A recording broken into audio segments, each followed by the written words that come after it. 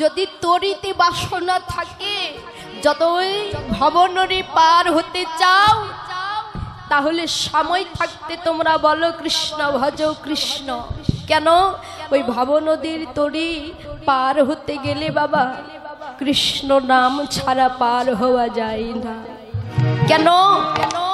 কৃষ্ণ বিনা দেহ, এই ভজন যোগ্য দেহ বাবা যদি চরণ সেবায় না লাগতে পারে, এই মানব জন্মটা তো বিফলেই যাবে বাবা।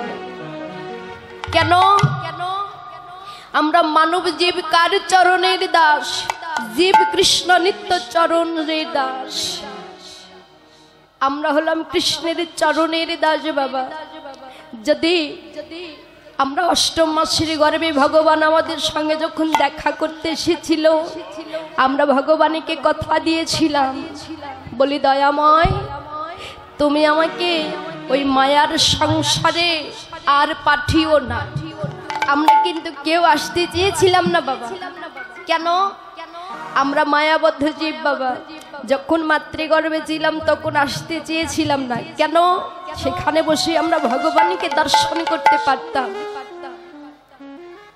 কেন? মাতৃগর্ভটা অন্ধকারে জগৎ বাবা, তাই না? তাহলে ভেবে দেখুন, যখন আমরা মাতৃগর্ভে ছিলাম ওই অন্ধকারে জগতে আলো দিত কে?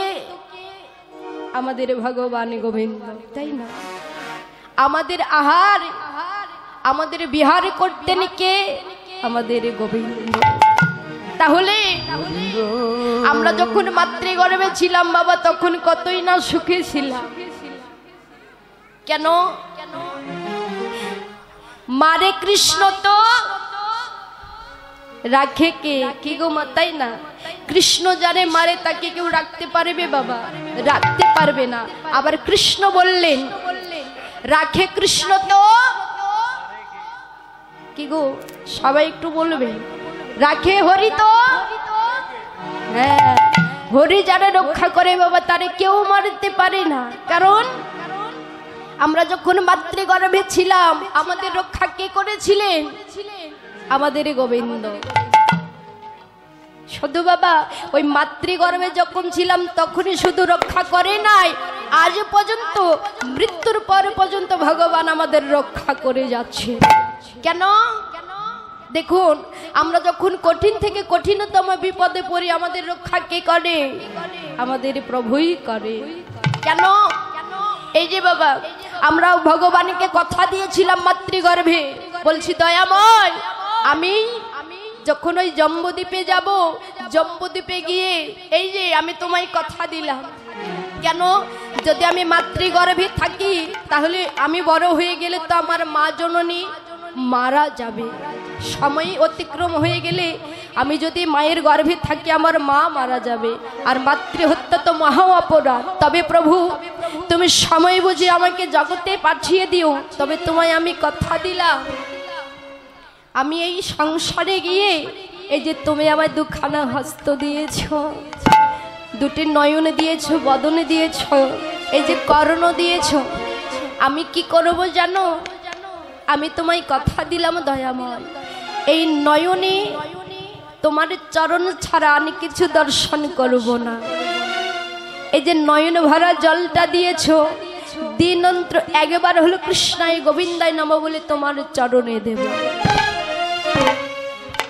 এই যে বদনটা দেখছো, এই বদনে সারাদিন অবিরাম এই কৃষ্ণ নাম জপ করব। এই যে কর্ণ দিয়েছো, এই কর্ণ দ্বারা আমি কৃষ্ণ নাম শ্রবণ করব। আর দুখানা যে হস্ত দিয়েছো, এই দুখানা হস্ত দিয়ে তোমার চরণে পুষ্পাঞ্জলি দেব, আর তোমার সাধুগুরু বৈষ্ণবের চরণ ধুলি অঙ্গে ধারণ করব।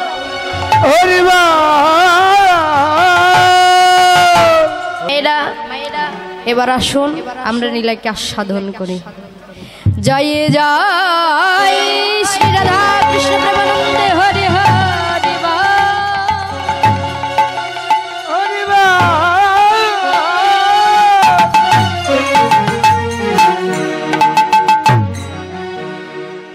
হরি বল। তো বাবা আমাদের ভুলে যাওয়ার কথাগুলোকে স্মরণ করে দিবার জন্য প্রভু আবার এলেন। কেন? এই যে সবাই তো জানেন মহাভারতের যুদ্ধ কতদিন হয়েছিলেন বাবা? দেখুন ওটা আমাদের ভাষায় বলে 18 দিন। হ্যাঁ, তাহলে হরে কৃষ্ণ বাবা, ভগবান চাইলেই এক নিমেষে সবকিছু শেষ করে দিতে পারে না বাবা? তাহলে ভগবান কেন 18 দিন সময় দিলেন দুর্যোধনকে? তিনি চাইলে তো একদিনেই তার 100 ভাইকে শেষ করে দিতে পারতেন, কিন্তু দিলেন না কেন? এই যে মা, হরে কৃষ্ণ, ভগবান চাইলে এক নিমিষেই সব শেষ করে দিতে পারেন, কিন্তু দিলেন না কেন? তার একটি কারণ আছে। কি? ভগবান আমার দুর্যোধনকে তার ভুলটাকে বোঝার জন্য, তার ভুলটাকে সংশোধন করিবার জন্য ভগবান তাকে সময় দিয়েছিলেন। কিন্তু বাবা এই যে দুর্যোধন এমন মায়ামোহে, এমন ভাবে তার সংসারের মাঝে, অহংকারের মাঝে ডুবে গেছিল যে ভগবানকে চিনতে পারল না। তার অহংকারে বশবর্তী হয়ে সে ভগবানের সঙ্গে যুদ্ধ করতে গেলেন। কিন্তু বাবা তার পরিণামে কি হলো? তার প্রাণটাকেই হারাতে হলো না বাবা? তো সেইরূপ আমাদের এই সংসার মাঝে এসে বাবা, ওমা, আমরা যে ভগবানকে ভুলে গেছি, ভগবানের নামটা ভুলে গেছি, তার জন্য ভগবান আমাদের আবার স্মরণ করে দিবার জন্য চৈতন্য মহাপ্রভু অবতারে এই কলিযুগে আসিলেন। তো বাবা যদি তার ভুলে যাওয়ার নামটাকে যদি আবার আমরা স্মরণ করতে না পারি, যদি সময় থাকতে যদি তার চরণে স্মরণ নিতে না পারি, তাহলে মহাপ্রভু বললেন তোমাদের এক জন্মে আর কৃষ্ণের চরণে পাওয়া হলো না। তাহলে কি করতে হবে? তোমাদের আবার 84 লক্ষ জনে ভ্রমণ করে আবার মানব জয় জয় নিতাই গৌর সীতানাথ পৃথিবী বনতে হরি হরি তো বাবা এক জন্মে ভগবানের চরণে পাওয়া ভালো না 84 লক্ষ জনে ভ্রমণ করা ভালো? বলুন তো কেন? সব জন্ম হয় বারে বার, মনুষ্য জন্ম হয় একবার। ওরে বলে বাবা, আমরা মানব জীবের মতো সুখী জীব আর কোনো জীব নেই। আছে? আমরা মানব জীব বড় সুখী জীব। তাহলে মা এত সুন্দর করা, এত সুখী জীবন পেয়েও যদি ভগবানের নাম করতে না পারি, যদি সাধুগুরু বৈষ্ণবের সঙ্গ করতে না পারি, তবে এমন মানব জন্মের যে পশু জন্ম অনেক ভালো। কেন? যদি ওই ব্রজের পশুকুলে জন্ম হতো বাবা, তবু আমরা ভগবানের সঙ্গ পেতাম। যদি ব্রজের ধূলিকণা হয়ে যদি জন্ম হতো বাবা, তাহলেও ভক্তের চরণ ধূলি পেতাম। যদি ওই বৃন্দাবনের ফুল ফল হয়ে যদি জন্ম হতো, তাহলেও দিন অন্তর একবার হলো প্রভুর সেবায় লাগতাম, তার চরণে পেতাম। তবে এই যে বাবা, এমন করে এত সাধের মানব জন্ম পেয়ে আমরা যতটুকু সময় এই যে ভগবানের এই সাধুগুরু বৈষ্ণবের আসরে এসেছি বাবা, আমরা ভগবানকে দিতে পারছি। এইটুকু সময় আন কথা না বলে, আন ভাবনা চিন্তা না করে আসুন, আজ যখন আমরা সবাই মিলে একই জায়গায় এসে এমন করে মধুর কৃষ্ণ নাম শুনতে পারছি, তবে মধুর কৃষ্ণ নামে ডুবে গিয়ে এমন সাধুগুরু বৈষ্ণবের চরণ ধুলি অধুলি একবার মাখো মাখো তোমরা অঙ্গে মাখো ও ধুলি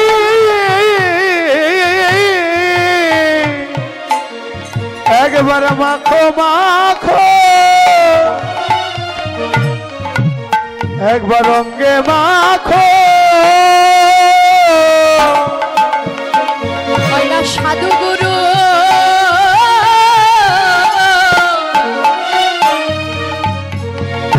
সাধুগুরু বৈষ্ণবের চরণ ধুলি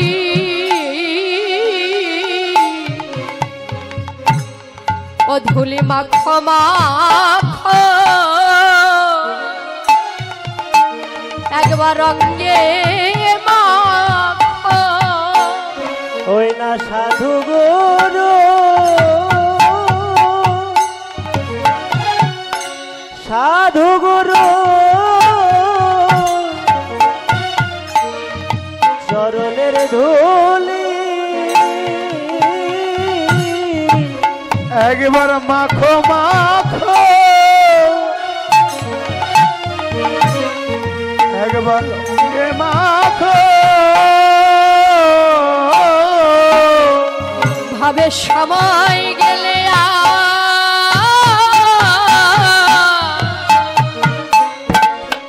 আর পাবি না রে, একবার মাখো মাখো ধুলি অঙ্গে মাখো। আরে সময় গেলে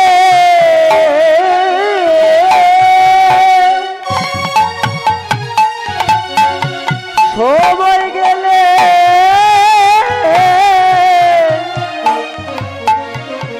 আরে পাবি না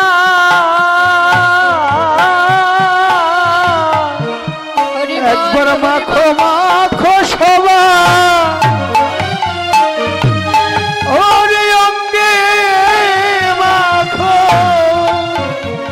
তাই তো বাবা, এই চাঁদের বাজার ভেঙে গেলে আর কি পাওয়া যাবে বাবা? এই চাঁদের বাজার ভেঙে গেলে, এই হরির বাসরটা ভেঙে গেলে না আপনারা থাকবেন না আমরা থাকবো বাবা। এই হরির বাসরে ভেঙে গেলে আর কেউ থাকবো না। তবে মহাজন বললেন, দেখো এহ জগতের বাসরে যদি ভেঙে যায় সামনে বছর আবার তৈরি করা যাবে বাবা। কিন্তু যদি কোনো ভক্তের একবার এই দেহ বাসরটা ভেঙে যায়, এই বাসরে ভেঙে গেলে বাবা কোটি কোটি জন্ম সাধনা করলেও আর এই বাসর সাজানো যাবে না। কেন? এই যে মা, রথযাত্রায় তো আমরা জগন্নাথকে রথে বসাই না, জগন্নাথের রথের সময় আমরা জগন্নাথকে রথে বসাই, কিন্তু পুরী ধামে যে রথ তৈরি হয় আমরা কিন্তু যে রথ তৈরি করি সেটা কিন্তু নষ্ট করি না, রেখে দেই। কিন্তু পুরী ধামে যে রথে জগন্নাথ বসে, যে রথ থেকে জগন্নাথ নেমে আসে ওই রথটাকে কিন্তু ভেঙে ফেলা হয়, ওটার থোয়া হয় না। কেন? এই যে মহাভারতের যুদ্ধের সময় মা রথটা কেন ভেঙে ফেলা হয় জানেন? মহাভারতের যুদ্ধের পরে প্রতিদিন যুদ্ধের শেষে সন্ধ্যার সময় যখন ভগবান কৃষ্ণ আমার রথ থেকে নেমে যেতেন, রথ যেমন ছিল তেমনই থাকতো। কিন্তু বাবা যেদিন শেষ যুদ্ধ হয়েছিল, যেদিন ভগবান কৃষ্ণ আমার রথ থেকে নেমে এসেছিলেন, পিছনে তাকিয়ে দেখলেন অর্জুন সেই রথটা দাউ দাউ করে আগুন জ্বলছে। অর্জুন আশ্চর্য হয়ে প্রশ্ন করেছিলেন কৃষ্ণকে, বলেছিলেন, ওগো সখা, এতদিন তুমি রথ থেকে নেমে এসেছিলে, সেই রথে কোনোদিন আগুন ধরে নাই, কিন্তু আজ সেজিবারের যাওয়ার মতো যখন তুমি রথ থেকে নেমে আসলে তাহলে সেই রথে কেন আগুন ধরলো? বলেছে, শোনো অর্জুন, শুধু এহ জগতের রথ নয়, আমি এহ জগতে, এই যে বাবা আমাদের দেহটা কিন্তু একটা রথ, এই রথের সারথি হয়ে ভগবান আমার বসে আছেন। সকল ভক্তের হৃদয় মাঝে ভগবান আমার বসে আছেন। তবে মা এই দেহ রথ থেকে যেদিন জনমের মতোই কৃষ্ণ বলা পাখিটা নেমে যাবে,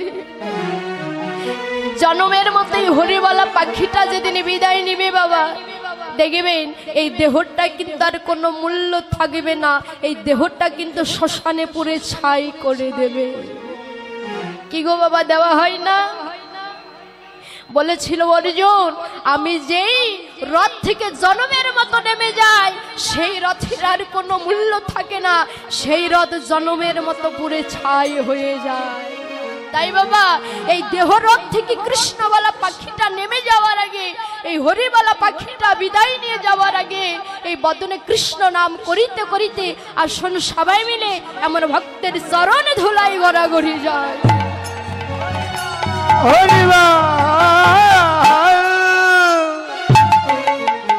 তবে কি হবে বাবা, ভগবানের চরণ সেবায় লাগতে পারি বা না পারি, কিন্তু ভক্তের চরণ ধুলি অঙ্গে মেখে আমার মানব জন্মটা তো ধন্য হবে, আমার এভাবে আসা যাওয়াটা তো ধন্য হবে। কেন?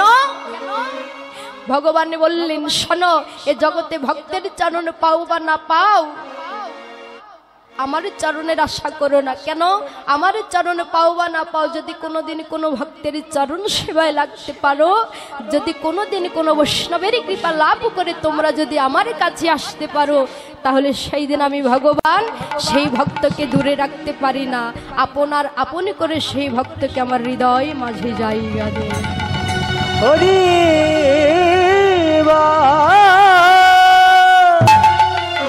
তাই তো আজ কি বললেন বাবা, সুরধ্বনির তীরে নব ভান্ডির তলে বসিয়াছি গোড়াচাঁদ নিজ গুণ মিলে। আজ সুরধ্বনিটা কেমন করে হলো? কোন সুরধ্বনির গঙ্গার কুলে বসিয়াছেনি আমার প্রভু। এই যে মা, সুরধ্বনিটা হলো কি করে? মায়েদের উলুর ধ্বনি আর বাবাদের জয়ের ধ্বনি, এই দুটি শব্দ মিলে হলেন সুরধ্বনি। কেন? সুরযোগ ধ্বনি, এই দুটি শব্দ মিলে হলেন সুরধ্বনি। একবার প্রেম ছে দিবেন তো নিতাই গৌর হরিব। হরি